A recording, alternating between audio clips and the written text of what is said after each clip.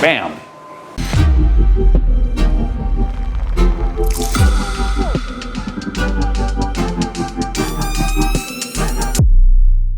Okay guys, Dr. Steve Williams, Surgeon in Black. Thanks for tuning in. We're in the OR and we have a biohazard bag, and so that probably means there's something in here that came out of somebody. This is a saline implant that we just took out, and there's always a lot of discussion about saline versus silicone.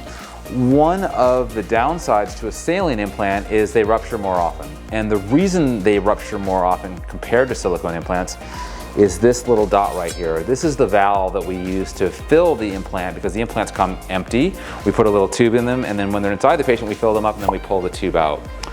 This implant, we're gonna get a better look at it, but this implant essentially has the equivalent of belly button lint on the inside of it. It's not belly button lint, it's probably old blood, but functionally in some ways it's the same thing.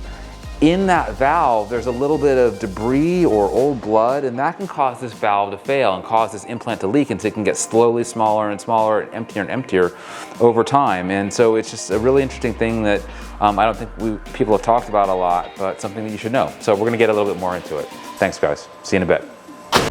Okay guys, so we have our saline implant here. It's in our little biohazard bag. We're gonna get rid of that. Saline implant right out of our patient.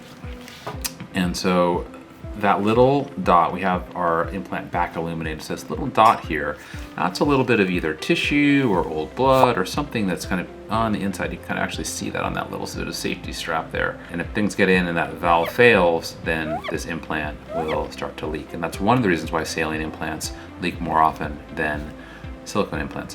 One of the other things I wanted to show is this scalloped edge. And so you can kind of see along the edge, kind of those little ridges.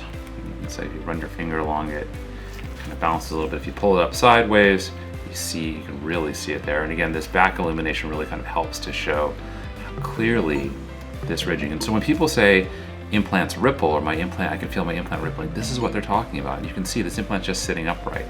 These ripples are more common in saline implants because saline implants have less viscosity. They feel less like natural breast tissue than silicone implants do. And so when you get this scalloping, that's what patients complain about. It's another reason why saline implants are worse than silicone implants and feel less natural, because you have this rippling you kind of really clearly see there.